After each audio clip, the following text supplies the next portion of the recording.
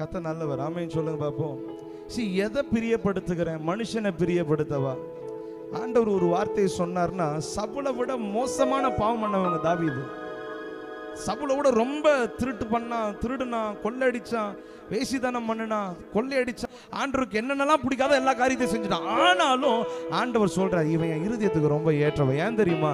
அவன் விழுந்து போனாலும் தப்பு பண்ணாலும் ஆண்டவர்கிட்ட மறுபடியும் போய் அவருடைய சித்தத்துக்கு ஒப்பு கொடுத்தான். ஆனா இங்க இவன் காம்ப்ரமைஸே அவளை சொல்றான், இல்ல நான் ஆண்டவருக்காக தான் ஏன் பண்ணேன். ஒரு மனுஷன் ஆண்டவருடைய சித்தத்தை விட்டு விலகி போவான் என்று சொன்னா, அவன் படுகிற பாடு, அவன் படுகிற ஸ்ட்ரகிள் அது சொல்லி மிகையாகாதுங்க. 3 நாள் இரவும் பகலும் மீனின் வயிற்றுக்குள்ள, அந்த நாத்தத்துல, அசிங்கத்துல, திமிங்கலத்தோட வயிற்றுக்குள்ள தெரியல. ஆண்டவர் உள்ள ஏதோ 1 BHK கட்டி உள்ள விட்டாரா? 3 நாள் இரவும் பகலும் ஜெபித்தாராம். எப்படிங்க ஜெபிக்க முடியுது? ஆமென். இன்னைக்கு ஆண்டவர் நல்ல வீடு ரூமை கொடுத்தாலே நம்மளுக்கு ஜெபிக்க வர மாட்டேங்குது. ஏசி போட்டு கொடுத்தாலே ஜெபம் வர மாட்டேங்குது. நல்ல மைக் சிஸ்டம் சவுண்ட் எல்லாம் கொடுத்தாலே ஜெபம் பண்ண முடியல. ஆனா மீனின் வயிற்றுக்குள்ள, அந்த குடலுக்குள்ள இருந்து எப்படிதான் ஜெபம் பண்ணான்னு தெரியல. 3 நாள் ஆண்டவருடைய சித்தத்தை விட்டு விலகி போன மனுஷன் 3 நாள் இரவும் பகலும் உட்கார்ந்து ஜெபம் பண்றான்.